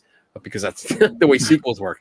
That's an excellent point about the cultural cues and all the horror movies that you watch, and probably not just the horror movies that you watch, but the real stories that you have to listen to sometimes in the real world. It is scary. It conditions you. We go back to conditioning, and your body probably shuts down for a minute and goes, "Are we going to fight? Are we going to freeze? Are we going to, fly? Are we going to run?" Just because it probably recognizes that situation, like this is danger, like right off the bat, this is a dangerous situation. What do I do? Yeah, that was a good point. I mean, yeah, I mean, we can tie that into what we've been talking about all night, like even just irrational fears, going back to the original topic of demons. We grew up, and I'm saying we, like like everyone's my age. But we grew up with The Exorcist, like that was based on real events. That was based on a true story, and kind of very loosely. I mean, we've covered on Three Tortured Souls about based on true story. Yeah, we did. Please see those episodes. That, right. But at the time when we're talking about the 70s, when it was billed as a true story or based on a true story, that was real life to us. And that kind of movie that came out was unlike anything that came before it, horror movie wise. And it really set a precedence. It set the stage for, holy shit, this can happen. And I mean, we've gone into, and again, on Three Tortured Souls, we've gone through how movies and TV can influence what we think about real life and this. And we see these movies. I can definitely see where fears can develop, especially belief-based fears, because like the Ouija board, which was mentioned earlier, the Ouija board got a huge hit to its reputation because of The Exorcist. It was in that movie for less than a minute, yet that springboarded its reputation into an evil doorway to hell. And it became part of pop culture, and it's in our psyche, it's in our thinking, our group think. Ouija boards are bad, demons are bad. They can possess you. They can make you do a crab walk down the flight of stairs. Which you can turn your head 360 and survive. And back then, honest, like we didn't have the internet to just go Google something. We couldn't just go look it up. Right. You saw a movie and it was like in your head, and you talked to your friends, and that's how like word got around. It wasn't like today you can just Google, can my head do 360? Some people and still don't. like some people still don't Google. Some people just fucking believe shit because dumbasses. But don't get me started. Yeah, I'm already started.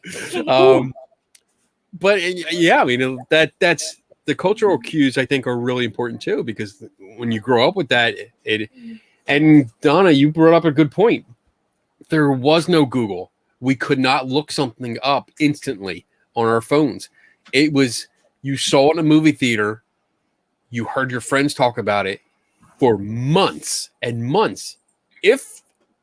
And then I think, holy crap, I think The Exorcist came out in the 70s. Yeah.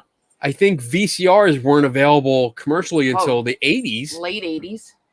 So you were lucky to see that film again until maybe a decade later, but the reputation spreads.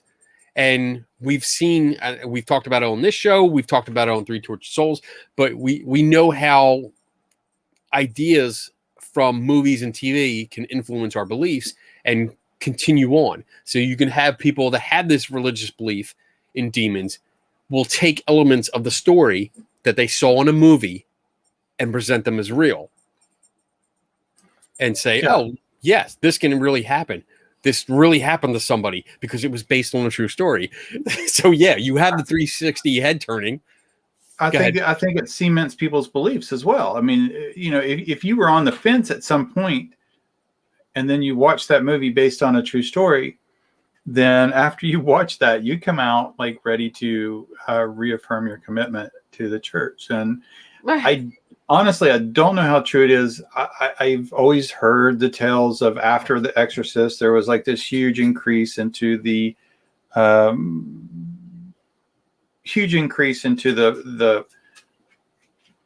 participation with the church, and it changed like a lot of cultural stuff. I don't know. It's always been kind of interesting to me to see how true that might be. It's really cool because you keep looking to the side, and all I see is you looking at the demon thing. Oh, the demon picture on your screen. On the screen. My dog came up, and he's kind of walking around, and my cat's right next to me on a futon. And as he walked by, my cat did the thing where he waited until my dog got by and then whacked him on the butt. And I was like getting ready to have to break up a fight, but Okay. they're good. They're good. Okay. Dude, I remember, I think like the internet itself, I think it has hurt us for, a little bit. Like I remember seeing like E.T., like the first extraterrestrial movie, and like leaving the theater and like looking up going, Oh yeah, oh, we shit. did that too. Yeah, Like, look up in the sky, like yeah, where's E.T.? I Where's know he's E.T.? here now. Like you just had that feeling when you leave the theater, like it was an experience. Like I don't think you have that now. You have more of like a thrill. Oh, that was a great movie. It wasn't like. Well, yeah. I mean, it goes back to what you were saying, Tim, about Jaws. I mean, we came out of the theater and people were scared shitless to actually go in the water. Yeah. And it was a completely irrational fear. Except, yeah, sharks were real. Shark attacks were not as described in the movie, but you had more people afraid to go in the water because of that film. Mm-hmm. So yeah, I get it. Like you have E.T. Yeah, we watched that and we're like, oh yeah, I bought Reese's Pieces. Because I was like, that's how you lure in an alien. Right, go into the woods. I'm going to lure an alien. That's right. I forgot about that. No. That's how I'm going to get one. So, and then you watch other movies, and the Amityville. I mean, when that came out, that freaked a lot of people out. So you have immediate actually with that, and going back to authority figures in my life. When I was very young, like I didn't know about Amityville until I'm almost there. I am out of alcohol, so I've consumed it all. I'm sorry, what was that house again? Amityville. I got you. Don't worry, Tim. I got your back. Turning your mic off. I want to hear Amityville. Amityville. You know that one. Amityville. Shit. Now I can't do it at all. So that happened. Amityville. Moving on. Before that came out, before I think the book was out, and before the movie, or no, the book was out and not the movie. I can remember. So like when I was very young, I would sometimes go with my grandmother to go visit other older people, and probably Donna would understand. When you go visit older Italians and you're a kid, like you just. You sit down, you enjoy the food, and you shut up, you just let them talk. And sometimes they talk in Italian. Sometimes they, you just there's not a whole lot. You just ate go to like a really old house. Yeah, Diet tab and lemon cake. Yeah, that's what my great grandma always had. And if you didn't eat or drink what she gave you, it was like, oh my god, like no, you ate. Just did it. It didn't matter how bad the diet tab taste. It was soda to grandma. Oh, tab. So, oh my god, tab it was like a treat. She was like, oh, let the kids have soda. Here's diet tab. It was like the worst soda I think they ever made. Yeah. Yeah. And I remember that. And I'm going to go down a memory lane with some old Italian film. But there you go. I remember very vividly, but I'm sure I'm not remembering everything correctly, but I can remember at one time sitting at the dinner table and just listening to them talk about this house, the Amityville. Here, Jade is helping you. I can't do it. Amityville. Amityville. No, there's too much pressure. Tim has reached his point. But I listening to them was probably one of the reasons I ended up liking the paranormal, because they were very, like, when you went, they were authority. Like you listened to them. You didn't mess with them when they told you to go outside. You went outside. They told you not to go outside the yard. You better not, or you're going to get the wooden spoon. You listened. And then I just listened to them talk about this haunting and possible demons in this house. And I remember on the ride back, my grandmother was like, "Are you okay?" And I was like, "Yeah, why?" And she goes, "Because you didn't say a word during dinner. Like you were such a gentleman." I was like, "It was because it was the coolest story I've ever heard." The thing was awesome, So That, believe it or not, was one. And the island that they keep digging for treasure. Oh yeah, my favorite show, Tim. My favorite show. Oak What's Island. that? Oak What is that? Island. Fucking Oak Island. God damn it! I hate that This is fucking my show. favorite show, Tim. This is my favorite. I remember them talking about Oak Island as well. And Oh, your it was grandparents. It was another Oh, that's thing. cool. Yeah. So again, just going back to how you view people as authority figures, and then you listen to them, the way that they talked about this was very, very captivating to me, and it made an impression on me for sure. Mm-hmm. Yeah. All right, we are getting down to the wire here. So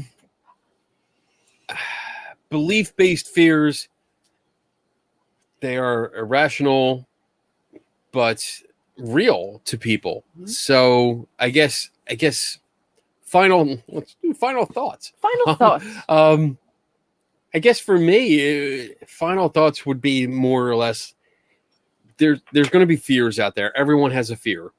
And there's momentary ones that we've talked about. Mm-hmm. There's long-term ones that everyone has. Different degrees. You could have severity of, it's mild, where you might just avoid one activity. No, not really a big deal, but it's just one activity that you tend to avoid, or it could be affecting your quality of life. What do you do? What do you do about it? Definitely the first thing is talk to your doctor. First step is talk to your doctor. And I mean, if you want to pursue it, please do that. And talk to a therapist. Sit down and talk. There's no stigma anymore. Yes, we talked a little bit about there being a stigma years ago. I'm starting to feel it now. Of if you went to a therapist, you were crazy. But pretty much everyone goes to one. Right. So, I mean, either the entire world is crazy, which could be true. Yes. But likely not. We all need someone to talk to. We really do. Whether you want to, man up and say, no, I don't. Yeah, bullshit, you do. Everyone needs someone to talk to, or complain to, or just vent to. So don't be ashamed. Don't fear. Don't fear ridicule if you're going to go to a therapist. Do it, because the only person you have to satisfy is yourself. So that sounds bad too. I'm really good at that. Another sound bite. That works on many levels. But that's a t-shirt. Yeah. That is a t-shirt. Yeah, that is. I can satisfy myself. That will be like the top seller. I think so. Write that. I got it, Kenny. I got it. All right, write that down. Your thought. So, I mean, don't be ashamed. Don't feel embarrassed. Do what you got to do to make yourself feel better. And that's it, and we're here. I mean, I can speak for myself, and I know for Donna. I mean, if anyone needs help, that you're friends with us, reach out. We're here for you. I'll listen. You can vent to me. People do, and that's okay. I don't mind that. You can vent all you want, and if you ask for advice, I'll give you my personal opinion. But I'm also going to tell you, you might need to talk to somebody that's professional. Like, I can't help you, but I can listen. But I guess I'm going to pass it to you for your final thoughts, and then get into my announcements afterwards. So what do you think? There's not a whole lot more I can say to that. I would probably just put on that I don't think that we're not going to ever escape some type of fear, or maybe even like an irrational fear. And I think irrational fears are still okay. And I think that they're probably could even be kind of healthy, I guess, at some point, as long as it doesn't interfere with your daily life, normalcy. I don't like flying. I'm not a big fan of flying, but I will fly. But when I fly, the last time I flew, I was next to the wing and the engine. And so I watched the engine, and I was like watching the rivets going, don't you move. Right. I do that too. Or when you see a piece of tape on the wing, and you're like, you stay bolted to the wing. I don't care. You just stay there. Yeah. When we get down, I'll then if you want to fall off after we land, then you fall off after we land, but you stay there. But the thing is, the difference is like it didn't keep me from flying. I have to jump in here. Mm-hmm. Every time I fly, I'm not afraid to fly. Mm-hmm. I sit by the wing. All I see is the Twilight Zone episode. Yeah. Oh, no, with the alien? The first thought, as soon as I sit down, I look out, there's the wing. Yep. Nope. There's the gremlin. Yeah. It's fucking gremlin's going to be ripping it apart. I'm going to see it out there. Shatner right here. Yep. Going to go crazy. So go ahead. Continue. No, that's good. So again, I just would say at some point, if it becomes overwhelming, or if you just start developing a lot of anxiety over whatever you have as a fear, it doesn't mean it's a phobia. But if it becomes a phobia, always remember that go for help. I mean, it's okay to go for help.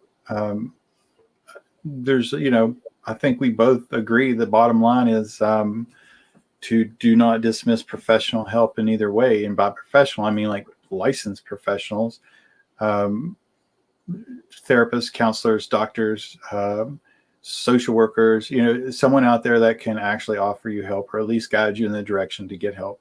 Mm-hmm. Don't dismiss those. I mean, by all means, if you have a belief system and you fully believe in that system, then you join in that system as long as it's not harmful to you or somebody else. But that's me.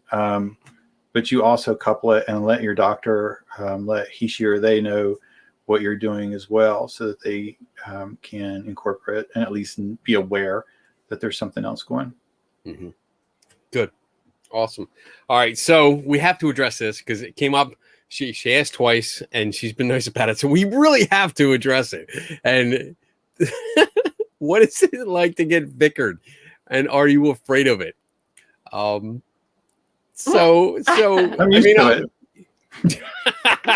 You coined the term, damn it. It is you. I'll go first and let you respond. So getting vickered is sometimes it's not so bad. Usually I think in our experience, getting vickered was not bad. It was actually a good thing. Are we afraid of it?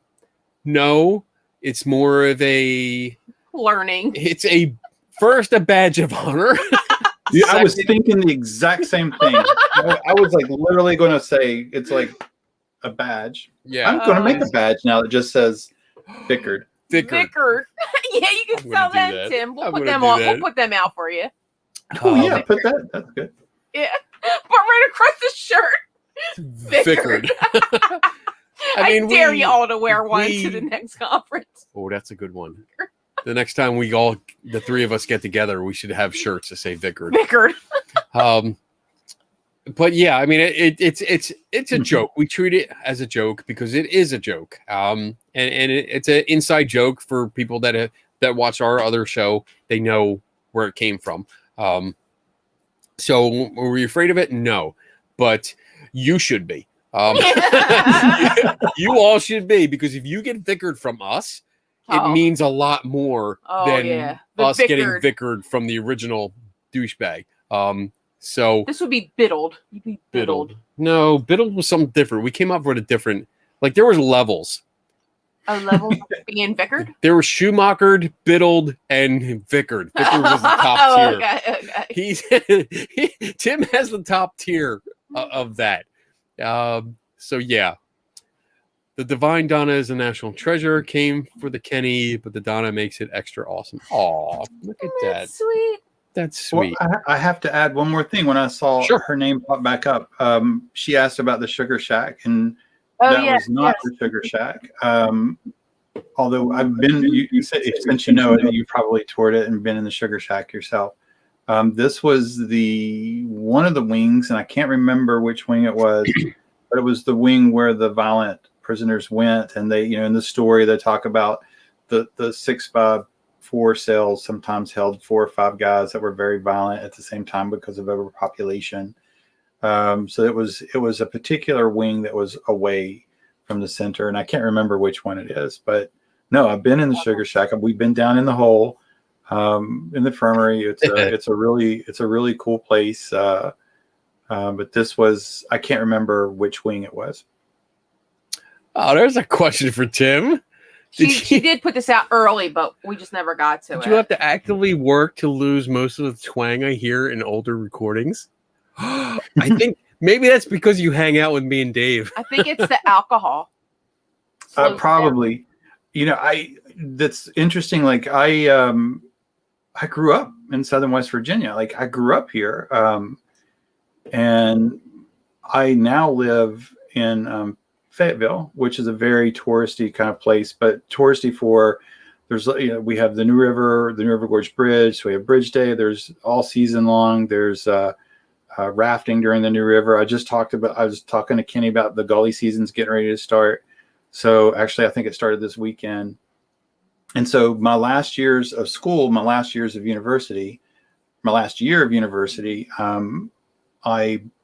I waited tables at a fantastic restaurant, and I would get this comment all the time. And they would say, "Well, where are you from?"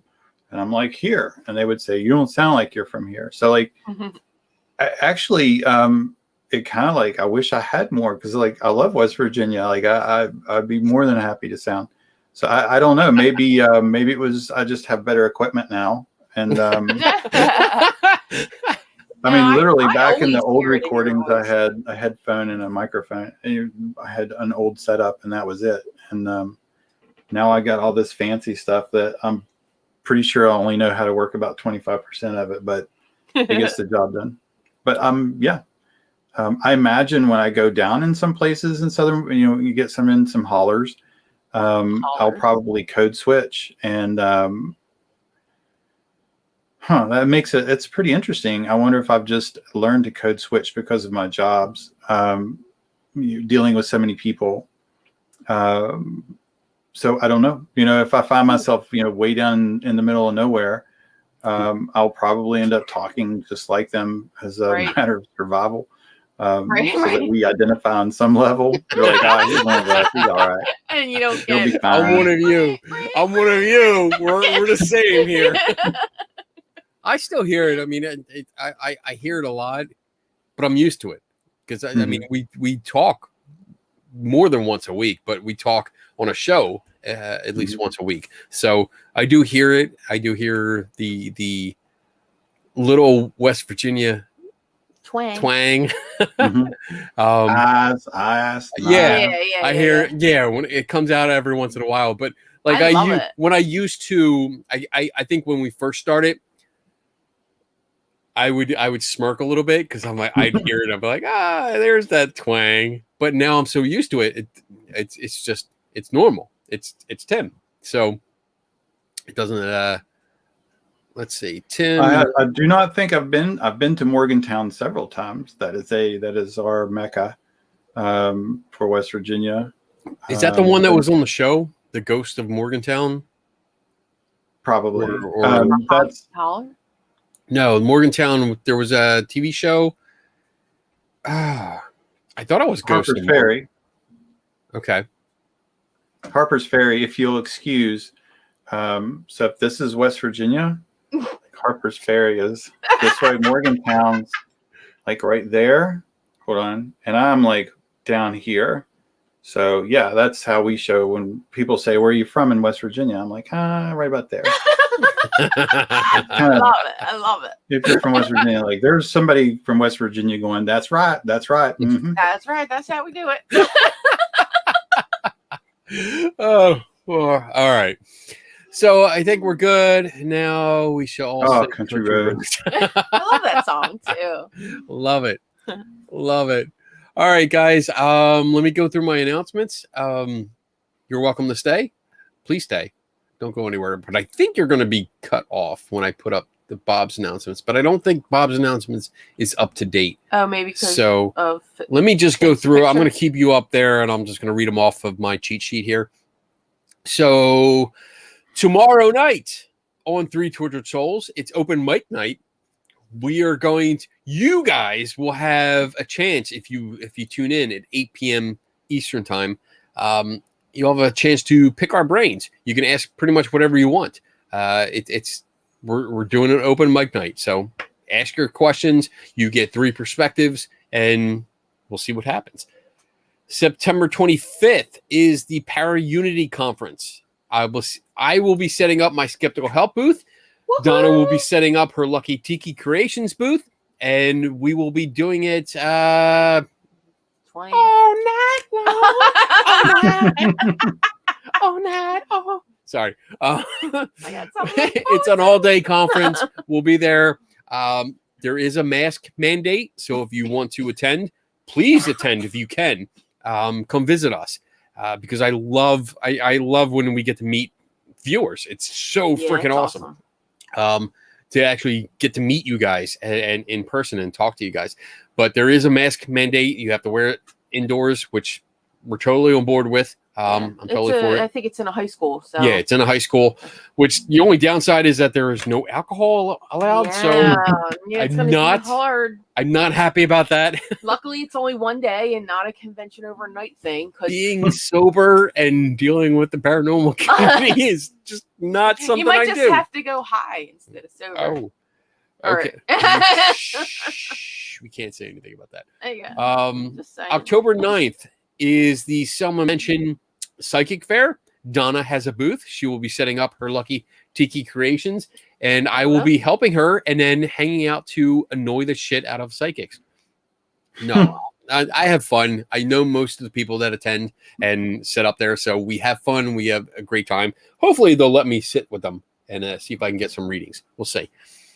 And a new announcement that I can finally say because it's up, it's posted. So October 10th to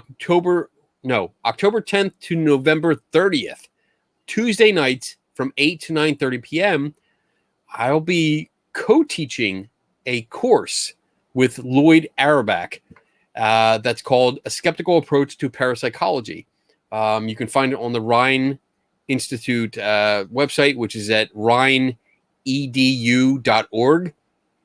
Under the name A Skeptical Approach to Parapsychology. It runs for, I think, 8 weeks, and it's going to be an interesting experience. I've been talking to Lloyd, and we've been going back and forth and fleshing this out a little bit more. So something new, never done it. So we'll see. We'll see how it goes. Tim, do you have anything coming up? I do tomorrow on Three Tortured Souls. Yes. Yeah. I should have just left that out. I know you should have left it out and just let let Tim announce it. Yeah, And we get to don't do forget- an open mic night. 8 p.m., not 9. Yes. It's early tomorrow. Yeah. But I think this will be good. It's a nice laid back kind of show. Yeah. Not too not heavy research, which we sometimes do, but Sometimes. I think it'll be fun. I think it'll definitely be fun. And September 25th, if you want to come up for the weekend, I have a couch you can crash on. Just putting that thought in your head. You've been there before once. I've been there before. I can have 3, me and 2 other guests behind my table. I have an extra. Just saying. You and 2 other guests. Me and 2 other guests. Yeah. And I could probably give you 1. And you have 2 other guests. But I can give you 1 ticket. Yeah. I will. 2 of us will be there. Well, Tim's not that big. No, I'm saying I don't know if you're just talking to Tim. The way you started, Right. It was like you were inviting I'm just everybody saying- to sleep on our couch. I'm saying, Like, what no, this is for Tim only. These people are still watching, Kenny Biddle. So, Tim, if you want to come up, just putting it out there. I got to hang out with Chewy. I think Chewy kept me company. Yes. Oh, see, I wasn't the only one. Yes, Chewy will be a little snuggle bug for you. Yes, you can It's come up fantastic. and hang out, and we can hang out at the Para-Unity conference if you want. Just saying, just putting it out there. No pressure. Maybe my favorite person will be there again, and he'll answer my questions. I doubt it, but Doubt it I mean, too. I'm sure he'll be there, but I doubt he'll answer. You think he's going to be there? Mm-hmm. Really? This news to me? All right. So, do I have any other questions before we go? I'm looking real quick. Wait, sleep over at the Biddles? No, people. I told you, Kenny. You need to specify. Well, you know what? I mean, you can all visit the Mystery Museum.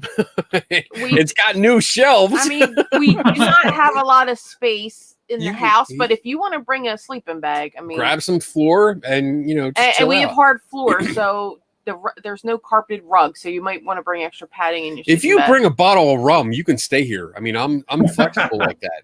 So we've had people just fall down. Yeah, and we've actually had parties where people have just like in the yard, in the basement, and in the living room. People just crash everywhere. Everybody wakes up in the morning. No big deal. All right. With that, I think we're good. We're at 2 hours. We're over 2 hours. Man. Awesome. Thank you, Tim, so much for coming on. I appreciate it. And I appreciate your input and your background, your knowledge, and contributing to this this topic, because by myself, I don't think I could have covered it all. So no, I appreciate your input a lot. No, it's my pleasure being. This is fun. This is nice not to have to think about anything. I don't have to worry about if I'm timing the closing just right. Yeah. Yeah, I know. It's always good. Like every time we do our show, it's like, is it my turn? Fuck. It's a more show. You guys have to do research and stuff. I mean, it's very nice not having to worry about the comments section. Like I love reading comments, and I still go over and look at the comments, but I don't have to like pay so close attention because Donna takes care of it. So it works out, and we get good questions and a lot of funny comments. Opinion. Oh, you want to take a question or opinion? Peggy the doll. Peggy. I don't know where that came from, but I don't know. I just saw it pop up from Yarn. Oh, I know Yarn. Real quick, do you want to give an opinion, Tim? I am Googling. Okay, so I'll give my opinion first. So Peggy the doll apparently has a reputation for if you stare at the picture or like a live stream of Peggy the doll, you feel sick, you feel ill. It spent some time in Zach Baggins' Not Haunted Museum. And when we went there with Mark and Susan, saw Peggy the doll. We saw Peggy the doll. And there's warnings all over the place. Like, don't stare at her. And I mean, it was comical. If you could have seen us, me and Mark. So Mark Edward is a mentalist. I've had him on the show before. And then Susan Gerbic, she's been on the show a couple times.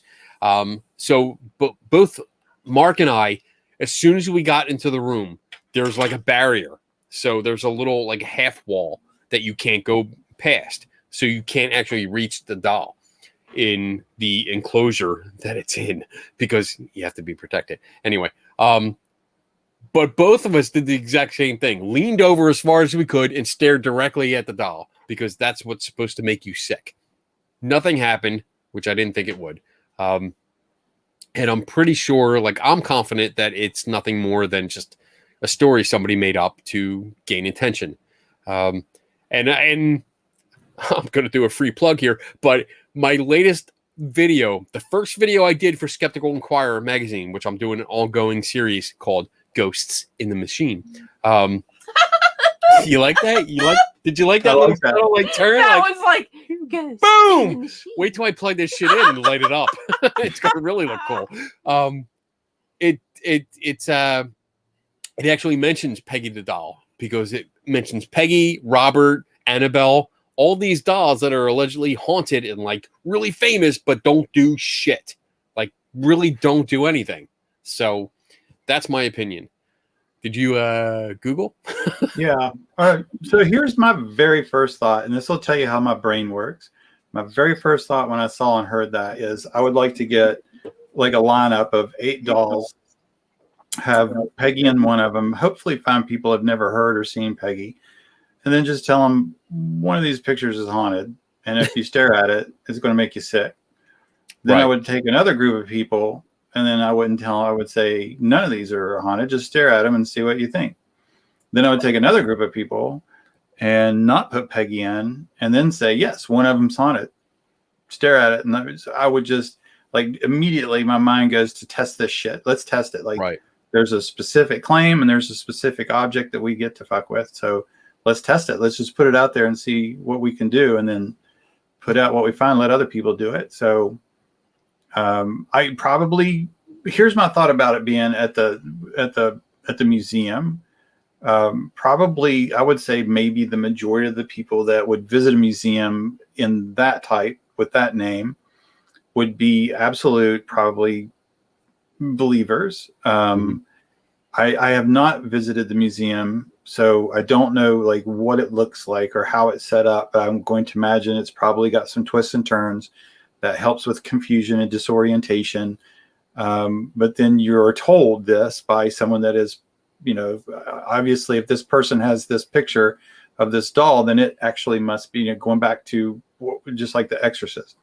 You have this person that has at least a perceived position of knowledge and authority of the paranormal, and then it's it wouldn't be haunted if it wasn't here. It wouldn't be haunted. So so I could see where people would go there and report after being told. So it's priming. It's right. It's they're a self-fulfilling prophecy, I guess, maybe in a way, but I would love to test it. Actually, now, like, I really want to test it. Like, I want to do that. Like, like now, I really want to do that. Everybody's commenting on you. Gary's trying to follow the chat, has no idea what's going on. Reads one comment and looks at me like, "What the hell, what woman? The fuck is going on in the chat room? You're not in charge of the chat room anymore. I'm not in charge. I don't know what's going on here. This was not me. Anyway, I can't see the chat room, so I'm missing everything.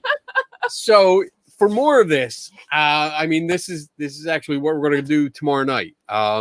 Open mic night, so you can ask questions about this. With anything, we can look it up. We can give opinions and just go right off the cuff. Everything's ad lib, and we're gonna have fun. I think tomorrow's show is going to be a lot of fun. All right. With that, I think we're all done. We have our announcements done. We did Bob's announcements without the I didn't do the frame because I didn't update it, but I think that's it. All right, cool. I'm going to play our outro video, and you stay on the line, and we will talk afterwards. Everyone else, have a great weekend. Stay safe, and remember, never stop learning. And, no show next week. Oh, yeah, sorry, no show next week on Friday because I will be. I leave for training on Sunday. I can do your show for you. And no, I will not be back.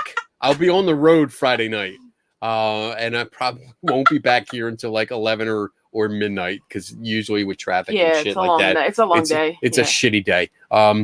So we'll skip that, and then we'll be on the next week. And I have it in front of me. I think I have a guest lined up. Hold on. Do I have a guest? Yes, I do. So on the 24th, I will have Charles Moss, which is he was on the show before with Kevin Manis. He was the reporter that wrote the article where Kevin Manis with the Dybbuk box came out and actually admitted fully that he had made the whole thing up. So Charles is doing a new series. He's doing a podcast called What Happened at Brawley Pond. And it's ghosts and a murder and a lot of stuff that happened at this pond, which I'm going to try and visit on my way down to training. But check it out. It should be fun. And Biddle's Island is on next week. Oh, my God. No, Barry. Shush, Barry. Oh, yeah. You've been put on an island, Biddle. Shut up, Tim. Vickard. Used to it. Didn't even hurt. All right. Later. Everyone have a great night. Great weekend. See you later. Bye, guys.